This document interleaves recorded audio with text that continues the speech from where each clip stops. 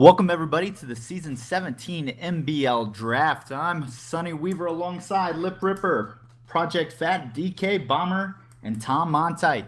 We're here tonight to look at the draft for MBL. First up on the clock is going to be JY Movie Guy and the Jaguars. Tom, tell us about JY Movie Guy and what we can expect here at the number 1 overall pick. All right, so let me tell you two things. I'm going to tell you where he's probably going to go, and I'm going to tell you where he should go. Where he should go is he should go for a quarterback. He lost Belton. He doesn't have anyone throwing the ball right now. And let me tell you, this guy, Carter Reed from Penn State, he's going to be a great quarterback. And that's where the Jags should go with their pick. But where I see them going is probably going to be cornerback. I see a heavy run on cornerbacks early in the draft. I think the Jags are going to start that off. And they're going to start that off by taking cornerback Tavares Newman from Ohio State. He's going to be the Jags' first pick, in my opinion, here. So it's an interesting point you make about a run on cornerbacks. Obviously, you yourself moved up here at the number 2 pick, so we'll see if that happens as you wait anxiously here at number 2 for the Jaguars pick to come in. It looks like it was turned in. And the commissioner's up to read the pick. Nice pick. It is going to, in fact, be Tavares Newman, the cornerback from Ohio State. So good call there, Tom Montite. And I wonder if there was some foreshadowing, Lip. He mentioned a run on cornerbacks as he traded up all the way from 8, actually 15 to 8, packaged it with the 25th pick as well as some future picks to get to number 2. Are we seeing another cornerback here at number 2 to the New York Giants?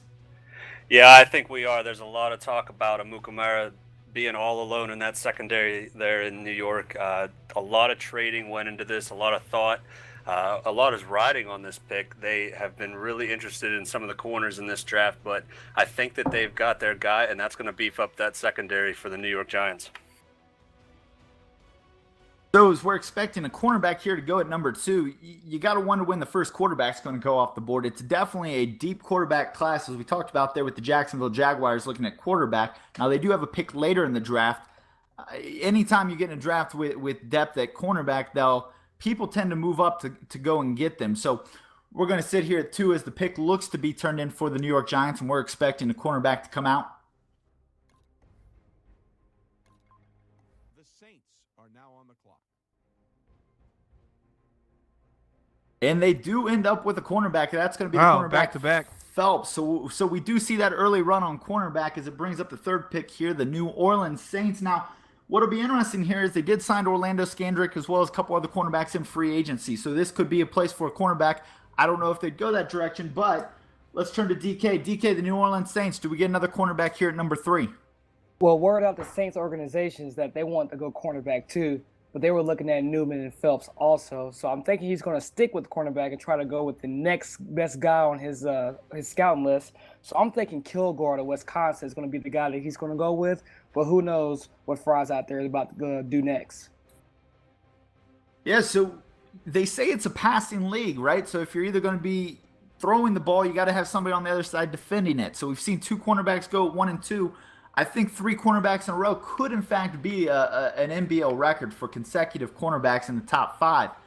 You mentioned the cornerback Kilgore out of Wisconsin. I think that's a good pick there for him. We'll have to wait and see what he does. He's got a lot of holes on that team. They've struggled for years. Possibly a wide receiver to go opposite Nick Gordon.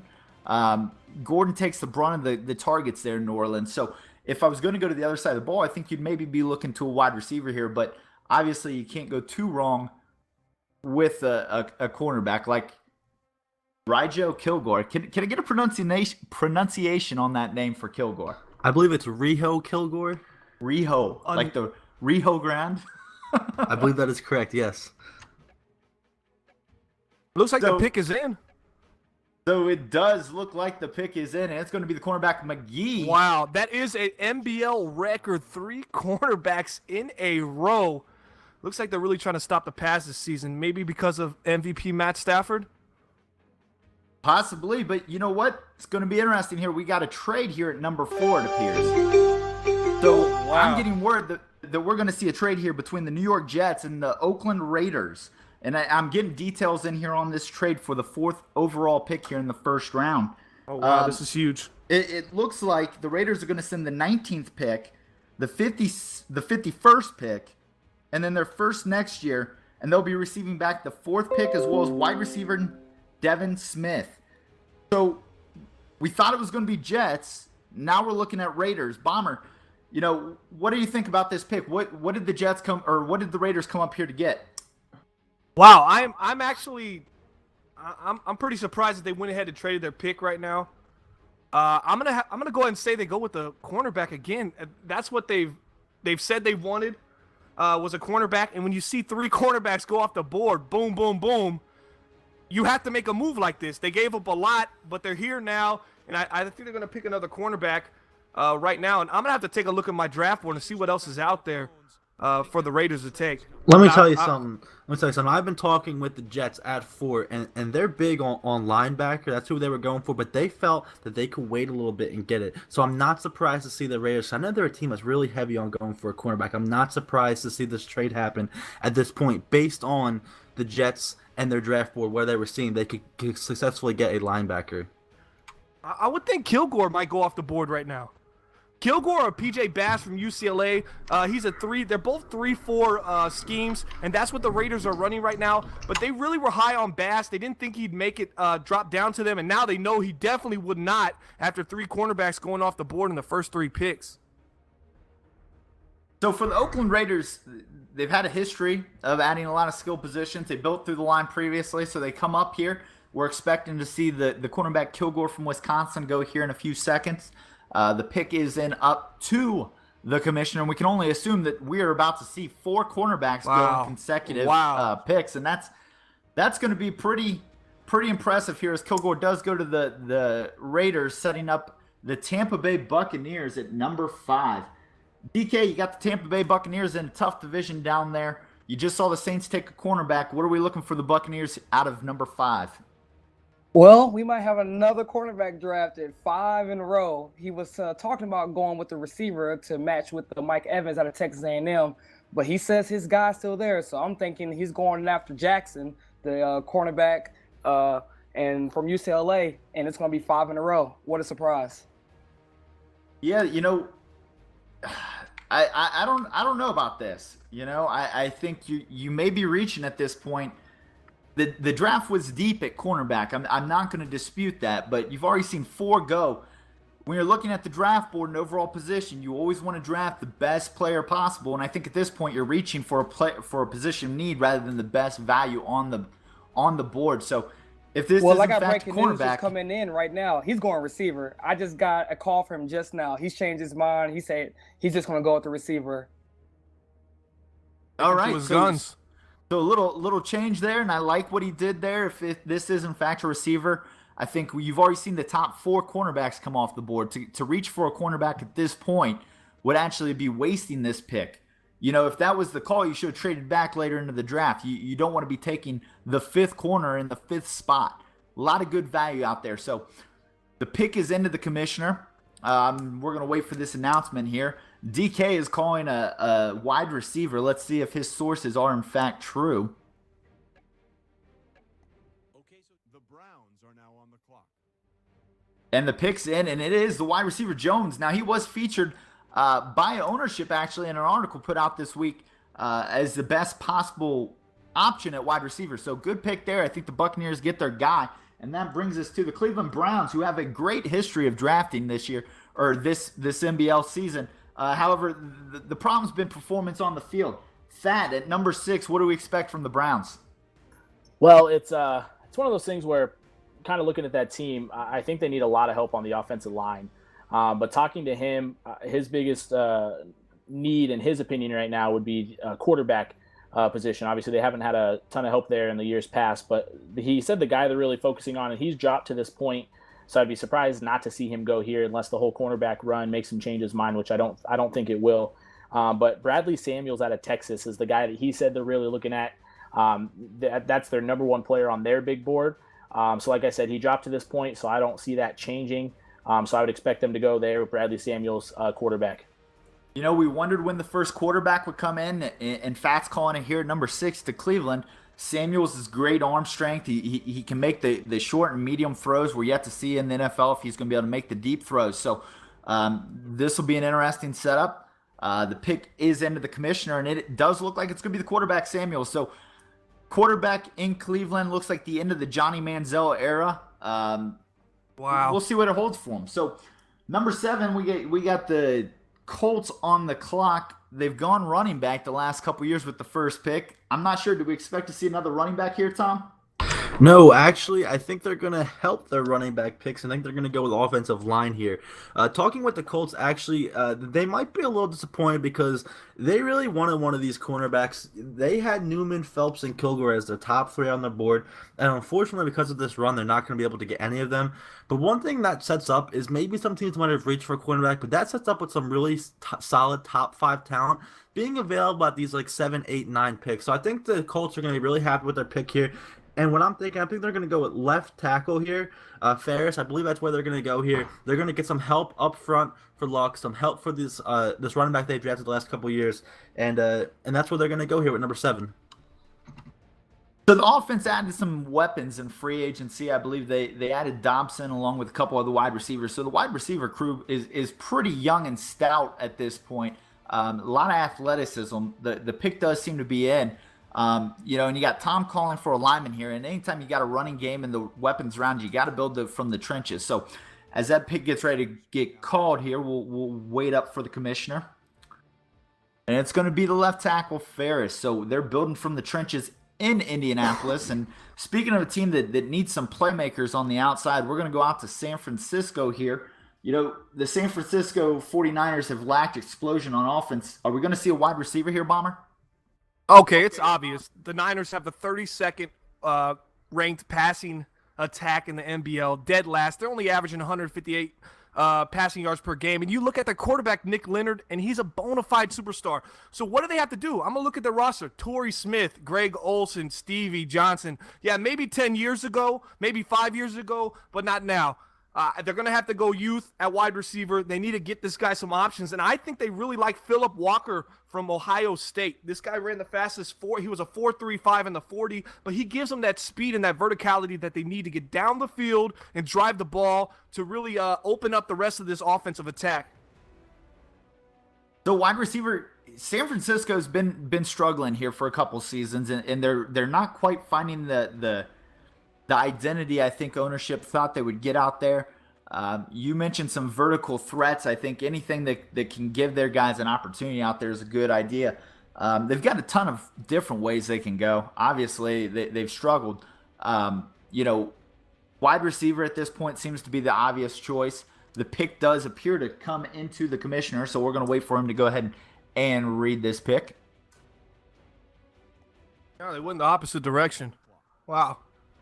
Yeah, so a little bit of a reach here. I think that was the last top-graded cornerback off the board. So we get 5 cornerbacks and 8 picks. And I think, it just goes to show once again that this is a passing league. And this was something that I guess San Francisco felt that they needed to stop the pass rather than help their own pass. So Atlanta Falcons up at number 9. We're back to the NFC South. We've seen 3 NFC South teams here in the top 10 picks. Obviously, this wasn't the Falcons pick. However, they do get the number 9 pick. And DK, tell us about this Falcons team. Well, the Falcons won a Super Bowl 2 years ago, and they have a pretty stacked team. And with the Bucks changing their mind, the Falcons are looking at DeAndre Jackson now, the cornerback out of UCLA. They want to just get a little bit more stout in the back end of their defense. So they're looking to have to be able to stop Stafford again when they run up against them in the playoffs. So they're going with the back out of UCLA, Jackson. The back out of UCLA, are you referencing a cornerback? The cornerback, sir. Okay, so that's an interesting call. He's graded out as a 4th rounder. This would be our 6th cornerback in the top 9 picks. I think Jackson at number 9 is definitely a reach, and that's drafting for need, and that's historically not the way to go about doing things. And as they turn in the pick here, and it is Jackson, got to question that. Atlanta's had a lot of success in NBL, but that may have been a little early for Jackson to go, and I think teams are getting desperate here. So it'll be interesting to see what we get the rest of this first round as far as defensive backs go. Up in number 10, we got the Baltimore Ravens, who showed a lot of improvement this year. I think moved out of the basement of the AFC North. They're starting to get in the groove. With the 10th pick here, what do we expect from the Baltimore Ravens, Fat? So the one big thing that I saw on their team, and I spoke with them a little bit earlier, as well as they're really looking for a linebacker. And to be specific, they're looking for somebody on the outside with a little bit of speed, hopefully, to help them maybe shut down that run game, get to the quarterback, whatever it may be that they need. So the two guys that they're really trying to decide between, that they're having an issue figuring out who they want to take, would be, first guy that they were looking at was Gregory Taylor, and the other one was Victor Knight. Victor Knight out of UCLA. Like I said, so outside linebacker definitely seems to be the way that they're going right now. So that's what I would expect them to do. Once again, both those guys on the board here, so it's just a matter of which one that they feel like could be most impactful on that team this season. So Taylor and Knight, very similar prospects, similar builds. I'm not sure any of them are going to come in right away and be elite pass rushers. Both of them need to improve on that. You got Taylor, who's a little bit better, I think, going to be able to cover quicker. But in that 3-4 scheme, I'm not sure if they're going to need it off the get-go. But they obviously liked that coverage skill there for Taylor as he goes at number 10. So the Ravens looking to add on the defensive side of the ball. Buffalo Bills at 11. Jamzell, he took a little bit of a step back. The AFC East looks to be in firm control of the New England Patriots. So as Buffalo looks to get back in the hunt in the AFC East, Tom, what does it look like the Bills are going to do here in the first round? Well, one thing I got to say from Buffalo is they've been a little bit secretive towards who they're going to take. One thing I know is they were looking for offensive line. They were looking for cornerback. Now, as we can clearly see, cornerbacks have really went very quickly. We had arguably a reach at number 8 and 9 for two cornerbacks there. So definitely I would not expect a cornerback for Buffalo here. But I think they're going to go to offensive line. We've only seen one taken so far. I think that the Buffalo was thinking that they might have had a few more O-line go before this point. So they're going to end up being really happy with an offensive line. Get someone up in front of Taylor up there and hopefully give the Patriots a run for the division this year. So Tyrod Taylor's got the wheels, but it's never good to have your quarterback running for your life. So if the Bills are looking to build through the line, it's a good, solid strategy. Not going to be the sexiest pick there in Buffalo, but the fans, if they want to win, that's what they're going to have to do. And so as they pick the center rows, it looks like Buffalo's committed to protecting their quarterback, Tyrod Taylor. Pick number 12, we get the Cleveland Browns again. So two picks here within a couple picks of each other. These Cleveland Browns, they go quarterback a couple picks before. Are they sold on that quarterback? Do they go quarterback again? Obviously, there's a run on cornerback. Where are we going to go with this, Fat? So, honestly, it's they told me they're looking for a wide receiver would be the next thing that they're possibly looking at. But I think I heard you mention it there a second ago. So Nick Blake would be the wide receiver that they're looking at. But I heard you mention it about another quarterback here. And honestly, I spoke with them, and they said that is definitely a possibility. They said that they, might have a battle at the quarterback position, but they very well could go quarterback here again. Two quarterbacks in the first round within the first 12 picks. I know it sounds crazy, but like I said, I just got done speaking with them, and that's definitely a possibility for him here. So Carter Reed is the guy. So Fat's saying the Browns are confused as usual. How do they go wide receiver when they just signed Michael Floyd to a 3-year, $55 million deal to pair along with Josh Gordon to waste another first-round pick on a wide receiver? I'm confused on the direction that this team is going. And there you go. They went quarterback just like Fat said with Reed right there. Wow. The Browns are doing some crazy stuff in the first round already. For sure. The Browns, that's why they are the factory of sadness up there in Cleveland. You got a quarterback controversy right off the bat. So it looks like we have another trade actually here. So second trade here in the first round. Looks like the Arizona Cardinals are going to trade down here. Smart move. The Indianapolis Colts are going to come back up here in the first round. Colts are going to move up from pick 39, 57, and 59. So they packaged 3 picks together to come up here to the 13th pick overall for the Cardinals. So Cardinals move back to the second round. Colts give up 3 second rounders to come back into the first. And it looks like the Colts may see something here they like. Wow, what a smart move by Arizona right there to go ahead and they got the talent on the team already. They just need to fill in some holes, get some non-skill position players on their roster, and they move back. And the Colts desperately need some skill position players and looking to get up in that draft and pick a nice first round selection right here. Helps both teams. So let me tell you something about the Colts here. With the last pick, they went and got their offensive lineman they were looking for. And now with Taylor going at 10, that was a linebacker they were looking for. So this this move really makes sense. I think what Indianapolis is seeing is they're seeing that a run is going to start happening on the linebacker. So they went up and they're going to go ahead and grab a linebacker here. There's another linebacker named Taylor, and that's going to be who they're going to go with here. That's who I think they're leaning towards. If not, it's going to be a different linebacker, but they're definitely going linebacker with this 13th pick. So we got linebacker at the 13th pick is what Tom is calling.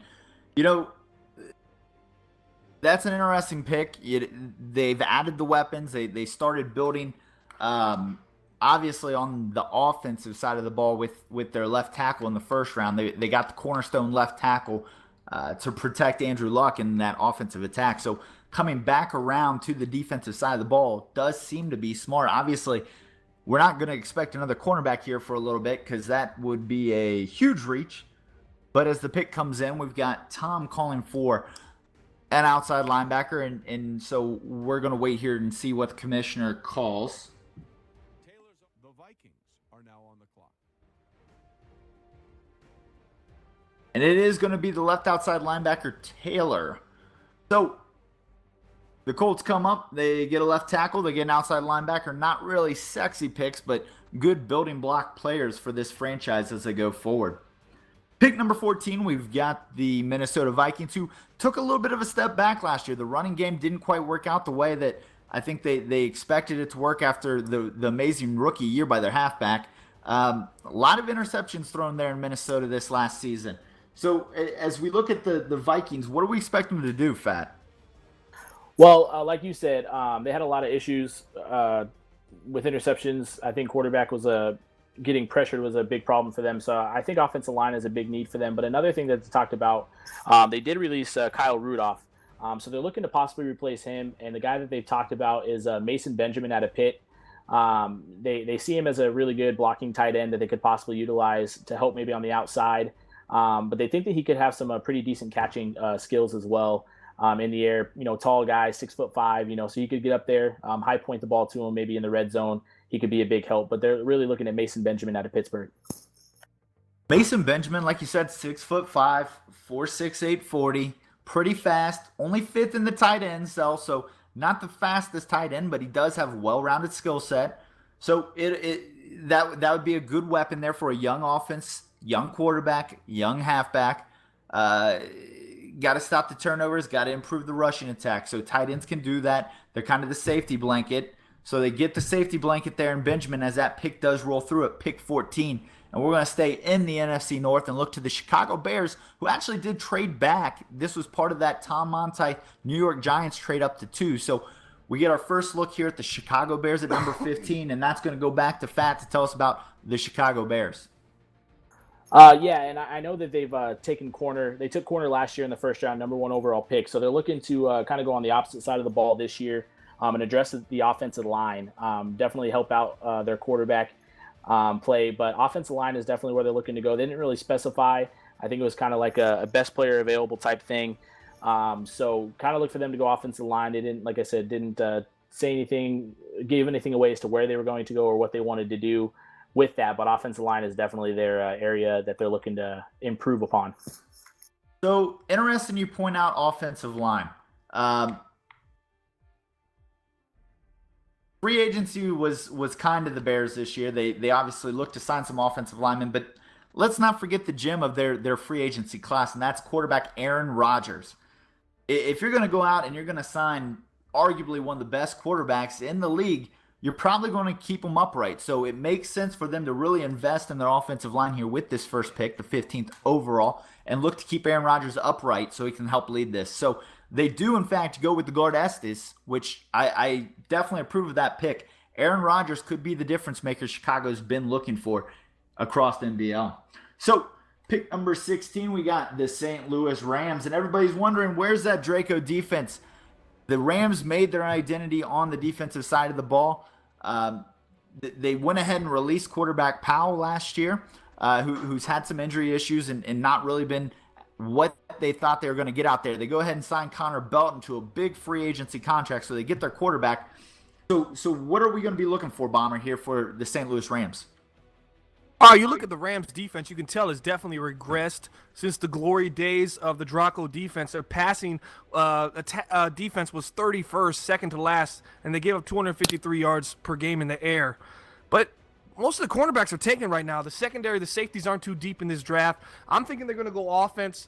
They lost their quarterback. They definitely need some more weapons outside. And I'm thinking Connor Ramsey from the University of Texas, the Longhorn, might be their pick, but they also like the Oklahoma Sooner Nick Blake. He's 6'1", 218 pounds. He actually had a really good combine, and he was a lot faster than people thought coming out of college. He ran a 4.49 40, and he just has that great release and that ability to make those spectacular catches that, if he's paired alongside with Tercel Burns, could be really a dual threat for the St. Louis Rams. So you go with wide receiver. Kenny Britt was released in the offseason. They let Brian Quick go 2 years ago, so their receiving core, they're turning over. So wide receiver does make sense here as the commissioner announces the pick, and it is Blake. So they go ahead and get a wide receiver to add to the core out there, give Connor Belton a couple weapons. Pick number 17, we've got the San Diego Chargers, who were off to a horrible start based on their quarterback Spriggs' play. He just was not the guy we saw 2 years ago when they made the Super Bowl. So as we roll back here at pick 17, the San Diego Chargers, Bomber, where are they going? The San Diego Chargers finished 7-9 last year, which was a huge disappointment for the team. They came off a Super Bowl, AFC Championship, and a Super Bowl run, which they lost to the Atlanta Falcons, but they really want to revamp this defense. They want to start stopping the pass and stuffing the run. I think they're going to go outside linebacker. They're looking at two. They like Victor Knight and they like JT Vincent, both left outside linebackers, which is going to fill a huge void that they had. They have been plugging and playing with older depth guys, with older talent veterans, and bringing them in and trying to fill that spot. But now it looks like they're going to go ahead and draft an outside linebacker, and I think they're going to go with JT Vincent from Tennessee. So Bomber's going to go ahead and call the outside linebacker here to the San Diego Chargers. That's interesting. They made some acquisitions and free agencies around the offensive side of the ball. Jeremy Maclin, a couple other pieces they were looking to get. The defensive side of the ball could use some work. They gave up more points than they were used to this year. So some sort of pass rushing help would seem to be a logical choice here. Knight, obviously, as good as anybody else on the board at this point as far as potential. And they go ahead and do sign Knight. So we come back around to the Tampa Bay Buccaneers, who went with wide receiver at pick number 5. Obviously, cornerback was of interest there. At pick number 18, they're still probably too early to start going to cornerbacks again. So, DK, what do we think we're going to see here from the Tampa Bay Buccaneers? Well, they're looking at a running back. It's so many to pick from, and they don't know what they want to go with. But I know for sure it's going to be a running back. I mean, he has his choice. I mean, I think that he should look to go offensive line and kind of get some help for Jameis Winston and the receiver he picked up to get his offense exploding. But he's going all in on the running back here. All in on a running back. Pick number 18. Historically in NBL, this is kind of an early point to take a running back. I think we've seen running backs historically go towards the back end of the first, sometimes early second. So they obviously are looking to get some sort of help there for Jameis Winston. Pick number 18 is into the commissioner, and DK is calling a halfback here, and we expect to see a halfback of some sort. Patrick, the Jets are now on the clock. And it does appear that it's going to be the halfback Patrick, so they get 2 offensive weapons, so they're looking to add to that offense. Their defense finally came around last year, so it'll be interesting to see if they can keep that up on the defensive side of the ball as they look to put up more points. Pick number 19, part of that Oakland, New York pick that swapped the 4 pick for the 19, sent Devin Smith over to Oakland. So pick number 19, Delvar and the New York Jets. We are going to have to go out to Tom to tell us about this team and what they're looking to do. All right, so as I mentioned earlier in the 4th pick, the Jets were big on outside line. What they told me is, and I quote, "We need to stop the outside run." They say that everyone's able to run on the outside against them, and that's what they need to stop. So we're going outside line here, and let me tell you specifically who they're taking. They're going to go with JT Vincent. That was their number 1 guy on the board. We've seen a couple outside linebackers go already, but Vincent was the number 1, so they're going to be extremely happy right here that they're going to get their number one guy at 19 while adding some other picks in the process. So they get the number one guy on their board. It's going to fall to them here if they end up going with the outside linebacker, JT Vincent. So they move back from 4 to 19. They recoup a lot of picks here in this trade, but they do move the young wide receiver Devin Smith. It'll be interesting to see who they plug in there in that wide receiver role. So pick number 19 is up in the commissioner's hands, and we're going to wait for that to get called here. The Dolphins are now on the clock. And it is going to be Vincent. So the Jets get their guy at number Nice 19 pick. all the way down from 4. And that was a good play there by the New York Jets. Now we're off to Miami for the Miami Dolphins. The AFC East been dominated the last couple of years by the New England Patriots. The Dolphins feel like they've got the team to come about and make a challenge here. Will Slaughter, the cornerback they picked last year, had an outstanding rookie year. Who are they going to add here at number 20, Tom, to really push them over the hump? It's kind of funny when I was talking with the Dolphins owner. He was having a little bit of issues. He was unsure if he was even going to make it into the war room in time, and he was just hoping that his guys are going to pick up the right guy. So let me tell you what he wants. Though he wants an offensive lineman. They were thought for a little bit last year to challenge the Patriots for the division, and they were really neck and neck with them for about halfway, maybe three-quarters way through the season.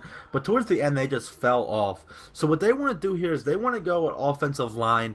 They really need to start up front, building blocks for the team, and that's what they're going to do here. If that's where they're going to end up going, I don't know, but that's where they want to go right here. So the building blocks up front is what Tom's going to go ahead and predict here. I think they've got the weapons around. They did let go of Ryan Tannehill. So quarterback's always an interesting question. I know they were looking there. Did they get Roethlisberger in free agency? Was that? That's a reason I good thought question. We can go ahead and check that real quick. Yes, they did. They Okay, did so- sign so- Roethlisberger to about a So that's an 2-year upgrade. deal, Big- just under $40 million total. So Big Nice. Ben down there. So any sort of building block to protect the old, fragile Big Ben Roethlisberger, who's getting quite old up there. He's not moving like he used to. So you got to protect your quarterback there. And as time looks to expire here and the pick goes up to the commissioner, it is going to be the left tackle, Kelly. So they're going to protect Roethlisberger's blind side, and that's a good idea there as they look to make a playoff push here in Ben's twilight years. Pick number 21, we get the Tennessee Titans, who snuck their way into the playoffs this year, but faced a first-round exit. 7-9 somehow got them there, but not sure that's going to hold up for much longer. So what are we expecting the Tennessee Titans to do here in order to stake their claim on this division, Tom? So the Titans, there's two things I really see them doing here. One is helping the offensive side out with getting the wide receiver, Trevin Clayton. That's who I think they're going to go with here, but I wouldn't be surprised if they flip that over to the defensive side of the ball. And if they go defense, they're going to take the left end, Ben Bautista. But I truly think they're going to go this wide receiver. They don't. Kendall Wright's good, but he's not the number one guy. They want a true number one for Mariota and their good running game. So I really see them going there with Clayton at this pick. So the little wide receiver Clayton, Titans did look into some different options on the offensive side of the ball in free agency, and so we'll have to wait and see what they pick here. But trying to stake claim, Clayton, he's a shiftier wide receiver, not the big downfield threat, more the underneath guy. And if that's the pick, they're obviously looking to get more into that West Coast style offense rather than the vertical stretch. And so Clayton is the pick. So expect a lot of short routes in Tennessee as they look to make a push back to the playoffs. Buffalo Bills back up again at number 22.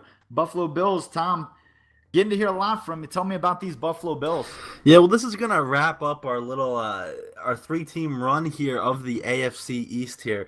As I told you guys last time, the Bills, they wanted two spots. That was offensive line, as we saw them get with the center, and cornerback.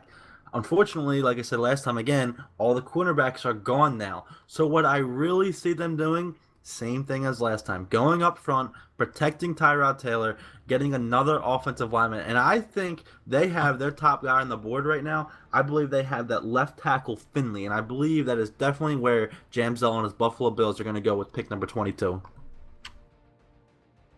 So center early, left tackle possibly here at the back end of the first round.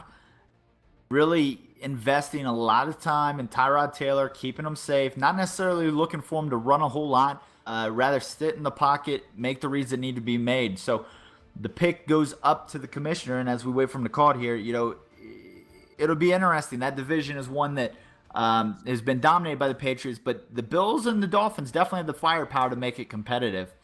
Finley's the pick at 22, which takes us to 23 and out to the NFC East as we look at the Washington Redskins and Doughboy, who, if we know one thing they're not going to do here is take a kicker, as they invest $3.5 million a year to Blair Walsh. So kicking's good in Washington. Lip, what else are they looking at?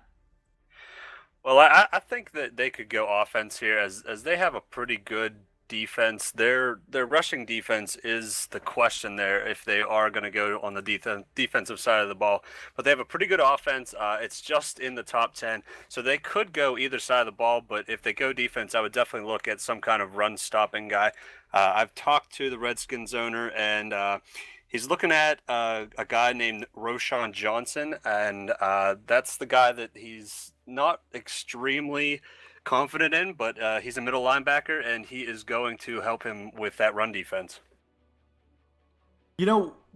This is a deep draft at middle linebacker. Maybe not a lot of upper tier guys in the first round, but that second, third, fourth round, and that's an interesting position. I think the quality of guy here, if they want the run stuff, or if they really want to clog those holes, play the run fits and stuff guys, that would be a great pick here. Washington, they've got some decent running backs. I wouldn't call them great running backs out there in the NFC East, but they do have one really good one in Burton, so they got to try to find a way to stop him. So as the pick looks to be getting sent up to the commissioner, we got Lip calling for the middle linebacker Johnson, and we will wait and see who it's going to be. And the pick is in, and that is going to be the middle linebacker Johnson. So they do look to improve their run stuffing ability in Washington. Taking us out to the AFC West, the Oakland Raiders. The Raiders. They just can't find a way to get into the playoffs. They somehow blow it every year. This team's got to get over the hump. Bomber, how's this team going to get over the hump here at number 24? This team is going to get over the hump with a little bit of heart. That's right. The free safety, UCLA Bruin, Ahmad Hart, is going to come change this Oakland Raiders franchise. They got to draft him right now. They need to draft him right now. They need secondary players. They're going to need someone to come in and start from week one, and I think Ahmad Hart can be it because, they need a heart because Project Fat has no heart. His soul has been crushed so many times. There's nothing ticking in there anymore. He needs to replace what he's got missing. Go ahead and bring in a heart. UCLA Bruin, he's a free safety. He's got everything they need. He's got great hit power. He can actually pick off some balls and be a nice playmaker in the backfield. And I just think they're going to go with the 5'10", 207-pound free safety, UCLA Bruin, Ahmad. You got to have heart. That 4.57 40, it puts him as the second fastest free safety in this draft. He can cover a lot of field quickly. And so on the back end of that defense, that would be very helpful. They haven't had a guy like that since Woodson. So to have somebody back there that can make plays on the ball would be a great idea. And it looks like they just got their heart transplant as they bring Hart in from UCLA to play on the back end of that Raiders defense. Pick number 25, we're going to stay in the Bay Area for San Francisco. We've seen San Francisco once today. What are we expecting here for San Francisco, Bomber? I'm still thinking they need to go wide receiver. I like the big 6'4", 227 Georgia Bulldog Cameron Gilbert. I think he'd fit in perfectly with their offense. Yeah, he doesn't have the speed and he doesn't have the acceleration that might be the standard for MBL. I think he's got the big body, and I think he can get open and make those big catches that Nick Leonard can go ahead and put the ball where only he could get it. And I think he'd be a nice big target for Nick Leonard to grow on, and they could really have something special in San Francisco. So interesting idea there. They go wide receiver. Not wide receiver first. So the San Francisco 49ers, they've struggled every which way we thought they were going to go wide receiver, I should say, with their first pick. But instead they go with the cornerback Bass. We thought could have been a little bit of a reach there, but they feel comfortable with them. So we mentioned their lack of talent on the offensive side of the ball. This would give them great talent. I think there's a lot of good wide receivers still on the board. We haven't seen the run that we thought could possibly happen, and that may be coming up here in the later half of this draft. But any sort of help downfield. You mentioned not the speediest guy there out of Georgia, but he can make the tough catches. And I think when you have an offense that really isn't built to do a whole lot, to make the tough catches is definitely what you're looking for, because you can't drop those easy balls. So the pick's in here at number 25 for the San Francisco 49ers as we wait for the announcement. The Steelers are now on the clock. And it's going to be the wide receiver Ramsey, so they get a target out there in San Francisco, and hopefully that helps with that offense that severely lacked talent on that side of the ball. Number 26, we get the AFC North Pittsburgh Steelers. They came up a little short this year, the AFC North title, however. Only a couple years removed from the Super Bowl. Ben Roethlisberger's moved on. They decided to hand the reins off to Lucky Jordan. So what do we think they're going to do here, Fat, as the Steelers are under new leadership with Lucky Jordan? Yeah, like you said, that's a big thing, a big change there for Pittsburgh. They've had so much success with Big Ben underneath the center, but Lucky Jordan, I think he's going to be the guy, and he's going to be good for him as well. But the one thing that they're really looking at is they really don't know how Antonio Brown's going to hold up this year, as he's starting to get a little bit older. So that's where they're looking to possibly add some more depth there at the wide receiver position because of Antonio Brown getting older, just like Big Ben did. So last year they found Big Ben's replacement. This year they could be looking for Antonio Brown's replacement. It worked for him last year, so it could possibly do the same thing for him again this year. They just don't know exactly who they're looking for right now, but it's definitely going to be a wide receiver. So we're under a minute left on the clock. Wide receiver, that's interesting. They've had a relatively explosive attack. They go with a couple different looks there with Martavius Bryant as well as Sammy Coates. So they've got some weapons. Antonio Brown is slowing down. However, the pick comes in, and Project Fact is going to go ahead and call wide receiver at this point, which is an interesting pick here for the Steelers. And it is the wide receiver Myers, so it looks like the Steelers are playing for a year out as they wait for Antonio Brown's departure. And they're going to have some weapons to keep rebuilding with. So at number 27, we get the Buccaneers back up on the clock. The Buccaneers went wide receiver first with their first-round pick. What do we expect here at 27, DK? Well, they're telling me they want to go with the middle linebacker Griffin from Auburn. But with the running the cornerbacks, they really need cornerbacks. They only have 3 on their depth chart, and it's not looking good for them in the cornerback department. And then they drafted Jarrell Russell out of Wisconsin last year at middle linebacker, so they're about to add another middle linebacker whenever they need depth at cornerback. But they feel they should go middle linebackers, so that's where they're going. Griffin out of Auburn. So this is maybe where we start seeing some of the run on linebackers that we talked about. A lot of second and third round talent that you could have maybe bumped down here into the end of the first round. They expect it to be some sort of middle linebacker. Who that could be, I think you could almost flip a coin with that one because there's a lot of talent there. The pick comes in and we're expecting some linebacker help. Remember, they went linebacker a couple times last year, and they add to that with the linebacker Travis. So building on the defensive side of the ball down in Tampa Bay. We're going to stay in the NFC South for the Atlanta Falcons for their second pick here in the first round. So they're going to add some more talent to an already loaded team at number 28, DK. Well, they're looking to grab a playmaker on either side of the ball. I mean, their offense is solid, their defense is solid. So they're looking for somebody to step in right away. I don't really see much that at the playmaker position that can step in right away, but I'm figuring that they're going receiver. He doesn't know what he wants to do. He has no idea with a lot of guys he wanted to getting taken off the board. He was looking at Ramsey, but he got taken off the board by the Niners. But I'm sure he's thinking about going receiver to add a little bit more playmaking ability on the outside. So possibly another receiver goes here. I know the Falcons made a play on a couple different receivers in free agency, so it'll be interesting to see if they do in fact use another high pick for a receiver at this point in the draft. Explosive offense there. They've got a couple good receivers there in Julio Jones. They let Chris Matthews go last year. They've found a way. They brought Leonard Hankerson back in after letting him go a couple years ago. So they've been shuffling wide receivers in and out in Atlanta for the last couple seasons. This may be their new slot guy here in Atlanta as we get the clock ticking down. You're under 30 seconds, and we're hoping right now that these Falcons get this pick in here before the commissioner goes ahead and reads off the card. So it looks like the commissioner has got the pick in, and he's going to go up to the podium.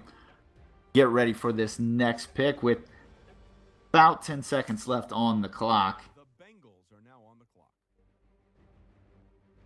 And it's going to be the wide receiver Crosby. So they do, in fact, add to the wide receiver core. And now we're got the Cincinnati Super Bengals on the clock.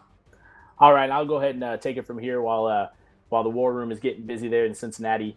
The thing with Cincinnati right now is they're not 100% sure where they want to go. They're kind of in flux right now with what they're looking for.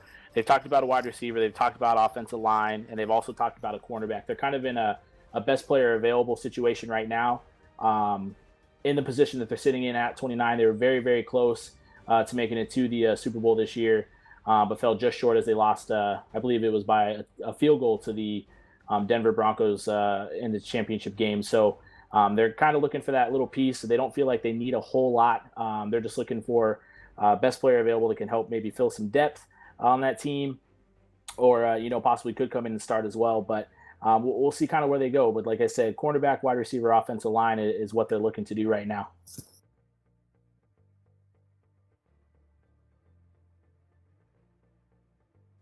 Yeah, we'll go ahead and see what Cincinnati's going to do. They had a great season last year. They won 13 games last season. Yeah. Made it to the AFC Championship. Couldn't get over the hump. Brought in Poe, like you said, at quarterback. I wouldn't be surprised if they tried to add some weapons around him right now. If they went ahead and tried to bring in a wide receiver or another tight end to go ahead and give this new quarterback a little bit more weapons on the outside. No, and I think that would make the most sense. So I think you touched on it there. I think that's the most sense for bringing in that young quarterback, new quarterback to that offense. So I think that's where they eventually decide to go as well. And that's what we do is we bring in the wide receiver Hickson. So we've got a lot going on out in the wide receiver corps. Still trying to figure out what's going on with A.J. Green. As we look to pick number 30 in the Green Bay Packers, Green Bay's obviously not the 30th best team. That pick wasn't earned. They've moved down a little bit. As we can tell from the record, I should say. Fat, tell us about these Green Bay Packers here at the number 30 overall pick.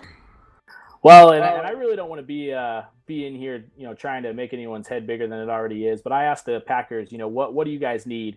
And they simply said, we need to beat the Lions. So I don't know what that necessarily means. I don't know where they're necessarily looking to go. But they talked about cornerback, linebacker, and then offensive line is kind of a big need for them as well. But their big thing is right now is they really want to beat the Lions. So they think that possibly a cornerback is the thing that they need to do it. But like we've already talked about multiple times throughout this draft, the cornerbacks went early. I don't think there's anything left, especially at this point in time in the draft. I know he did move back and add some additional picks, but I don't think you want to reach right here. Find the guy in a position of need, best player available, and I think that'll help you possibly get to beating those Lions in this next upcoming season. That's a tall order to beat these Lions, obviously, as they've hung a lot of banners there in their stadium. Defensive side of the ball, you mentioned cornerback run kind of, I think, changed a lot of plans for a lot of different teams. So we're going to have to wait and see what happens. But any sort of defensive help to try to slow that team down is probably a good call here, especially this late in the draft where there's still a lot of good value on that side of the ball.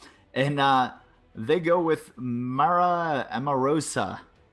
That's going to be a fun one to get on the jersey there in Green Bay. So Mara Amarosa. What he said. Pick number 31 is the Denver Broncos. Backley, they get the Super Bowl loss there as they couldn't slow down that Lions defense or offense either. Pick number 31, I think they've looked a couple different directions, but obviously Bombers got a little more insight here on the Denver Broncos. The Denver Broncos really had a strong defense last year. That when they were able to get pressure, they were really able to create turnovers and really able to just dictate the style of play that they wanted to play. But the problem they got into was on the offensive end. They need a little bit more power, a little bit more big play. I think they're going to go ahead and go offensive line here and go with Ryan Cunningham. He's a left tackle from Penn State. I think he's going to give them the protection they need to go ahead and sustain those drives in which they were getting off the field and putting their defense back on the field. They're going to give their defense a little bit of help here, give their quarterback a little bit of help here. Cole Parker had a great first couple seasons. He looked really, really great last year, took him all the way to the Super Bowl. And I think they're going to go with Ryan Cunningham, the left tackle from Penn State. So yeah, anytime you can build in the trenches, and we've talked about it a couple times, that's the way to go. The Broncos have had a lot of turnover the last couple seasons on that offensive line and haven't really replenished it through free agency. So any sort of pick here on the line would be a good play as they try to protect quarterback Cole Parker and keep him off his back and upright. The pick does appear to be in here to the commissioner, so we'll wait for that to go ahead and get called.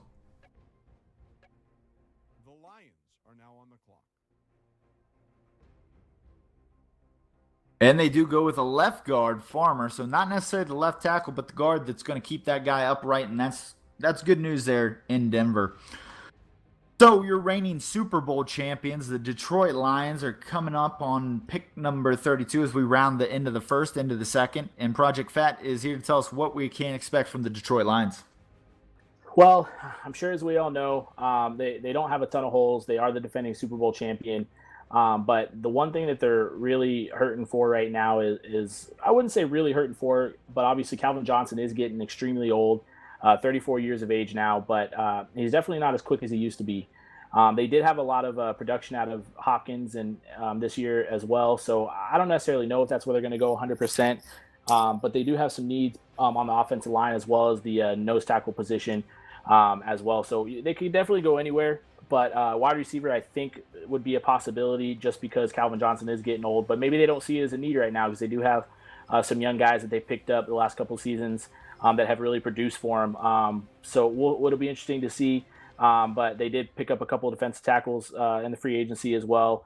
But offensive line center position could be somewhere that they're looking to possibly upgrade to keep Matthew Stafford healthy, who continues to be an amazing quarterback for that team. Man, we all know it's not the Lions that they're not taking a wide receiver in the first round. That's all I got to say. So I thought early on maybe they could go defensive lineman, but they make the trade with Denver, so the pick comes in. And there they are. The clapping in the war room, and obviously that means that they took a wide receiver. We call him Baby Hopkins in Detroit right now, baby. Calvin, you'll be moving to fourth, baby. Nice. Oh, there's a third baby. A lot of babies going on in Detroit tonight. Wonder how many will be named P. Walker when this is all said and done. So just a heads up to everybody here out listening on the MBL network. We will be doing a drawing later this week, so keep in tune as we draw for the Astro headset. That will be coming later this week, so make sure you follow along on the MBL network to see that video get posted up towards the end of this week. We round out of the first round into the second, which means we get the Jacksonville Jaguars back up on the clock at pick number 33. So, Tom, tell us about these Jaguars as we come back around. Cornerback in the first, couple quarterbacks went early. So what do we expect the Jaguars to do here at 33? Well, let me tell you something about Jacksonville here. For the first time in a long time, they are ecstatic about what has happened so far. They got the cornerback they wanted, number one. They told me that the phones were ringing off the hook about that number one pick, but they kept it. They didn't go to quarterback. They got the cornerback that they wanted. And even though we've seen a couple quarterbacks go, they're telling me Scott from Delaware is the guy that they want, and that's who they're going to take here. So they get their player, like you said, Scott. They hold pat at number one. They get the cornerback at one. They come back around in the second round. They get their quarterback. So far, the Jags are getting the draft that they were hoping for. Hopefully, it translates to wins on the field. So pick number 34, the second pick of the second round, is the San Francisco 49ers. We're seeing a lot of the San Francisco 49ers, and that's a good thing because they need a lot of help. All right, this is their third pick, right? So they went with cornerback. They got Bass. They went wide receiver. They got Ramsey. It's time to get best player available. And right now, I like Hunter Harrison from Alabama. He's a left outside linebacker. He's really going to help this 3-4 defense shut down the run and allow this offense to actually be in some games. Because remember, this offense last year only put up 8.5 points per game. So the strategy coming in for San Francisco and OSU was, okay, offense is struggling. Let's go ahead and put a defense that maybe can give us a couple points, and then go ahead and keep those scoring low so it keeps our offense in the game, which could be a smart strategy with the personnel that they currently have on their team. Got to keep the offense in the game. That offense can't score a lot of points, so you got to keep close games, win some slobber knockers, keep the clock rolling, keep the offense off the field, actually, and that's a good way to go about it. So San Francisco's pick's going to come in, and we're going to wait for that to come through here in the second pick of the second round. And as we look forward here, a lot of good picks still coming up here on MBL Live's presentation of the MBL Season 17 draft. And the pick's going to be in, and it's the wide receiver Gilbert, so they're adding weapons on the offensive side of the ball, and they're making a conscious effort to try to score a little more points here going forward. Second round pick 3, New Orleans Saints. This should be interesting. DK, what are we looking here for the Saints? Well, the Saints have a lot of holes to fill. They have several holes to fill, but they need to get some protection for their golden boy, Riley, and get him some time to find open receivers and also put some big beef and muscle on the offensive line to help the run game. So they're looking to go for the center, Michael Foster from Alabama. So possibly the first center off the board. We've seen a couple interior linemen go so far, a few guards, no centers. Actually, excuse me, we did see a center go to Buffalo there early in the first, but none since him. So possible center in New Orleans. There's been a little bit of a run on wide receivers in the last couple picks that we thought could have happened at some point, but I think they need maybe somebody there on the opposite side of Nick Gordon to take some of the pressure off him. But Riley having more time to throw can't be a bad thing. So possibly center here as we wait for the commissioner to go up and make the announcement at pick 3 of the second round. The Redskins are now on the clock. And DK with the insider info, as it is Foster here at pick number 35, pick number 36 on the clock, and that's the Washington Redskins. Did we get to see a punter here, Lip? They paid for the kicker. Are we going to get the punter here, or possibly maybe a guard? No, I think that the guard will come later. I think that this team has Charles Johnson and Deshaun Jackson at wide receiver for them right now. They hit it big with Drew Williams a couple years ago, and along with Gavin Dennis, those two have been absolute stars for the Washington Redskins offense. So I think as Deshaun Jackson and Charles Johnson decline here and go out of their prime, the Redskins are going to look at a guy named Leo McKinney. He's going to come in, he's going to play next to Drew Williams, and those three are going to create a phenomenal offense for the Washington Redskins.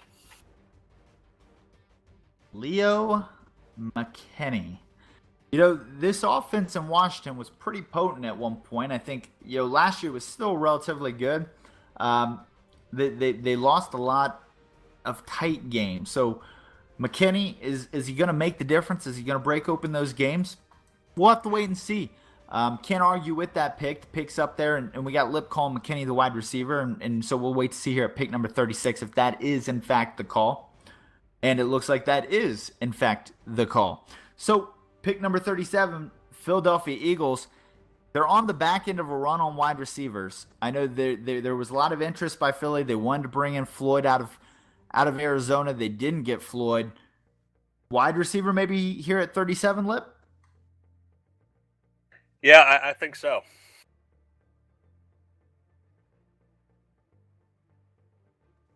We had talked, and the Eagles are a best on the board kind of guy, kind of team. They picked up the safety from the Raiders in free agency. They improved that back end, but they also need to get the offense going. They created a better defense for themselves through free agency, but now it's time to get the offense rolling. So I do think that you could see a wide receiver here for the Philadelphia Eagles. Yeah, I'm not sure if you're sticking to the board of best players available right now, if that's really the way you're going to go. A lot of wide receiver talent coming off the board early. Couple hybrid linebackers out there that could make a difference. Some good defensive linemen. We've really not seen much in the trenches so far this draft, so it'll be interesting when that run comes. But Lip says wide receiver, and obviously the Eagles are in desperate need of some wide receiver help. It just may be a little bit of a reach here at 37. And Graves, the wide receiver, is going to find himself instantly starting out there in Philly, probably getting some play in the slot with some work in maybe 4 wide receiver sets. Pick number 38, Cleveland Browns. A lot of drafting going on in Cleveland. We've seen 2 quarterbacks, and so the Factory of Sadness produces not 1 but 2 busts in the first round. What are we expecting here, Fat? Maybe a 3rd quarterback? Well, that was my first question when I talked to them after they made that 2nd pick, but they laughed it off. They said, no, definitely not. We did like what we took with the first 2 picks. I mean, I guess 1 out of 2 isn't too bad, but they're really looking on the other side of the football. Outside linebacker, Hunter Harrison is the guy they're looking for, out of Alabama, 6'2", 236 pounds. They just really like how he fits their defensive scheme. They think that he can make a big impact for this defense. So that's where they're looking to go. They've already said it. He's there. He's on the board, and that's the guy that they are going to take right now. So get some help out there. Cleveland's a team. Joe Hayden's getting up there in age. Cornerback obviously is of interest. I'm not sure that there's really anything out there on that side of the ball that really is going to help him out.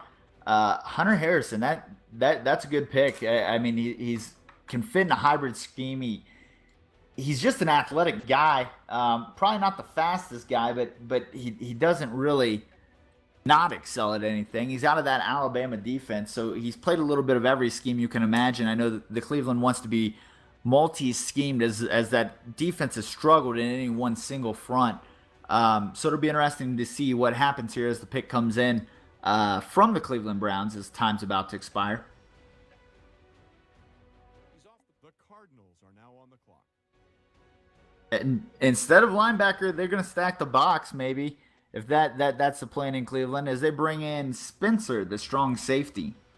Pick number 39, we get the Arizona Cardinals as part of that trade from 13 down with the Indianapolis Colts. This is the first of 3 or 4 second-round picks we'll be looking for from the Cardinals. So first time we've seen the Cardinals today make an actual pick. What are we expecting here for the Cardinals, Bomber? I think the Cardinals are definitely going to go with defensive line. They lost a couple players to free agency this offseason. I think they're really good at skill position at wide receiver, quarterback, halfback, tight end.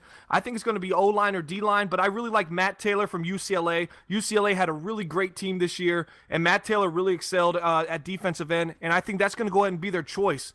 It was the 4-3 defensive end, Matt Taylor from UCLA. Matt Taylor from UCLA. You know, Arizona, they saw Calais Campbell leave them. They saw Damon Harrison leave them.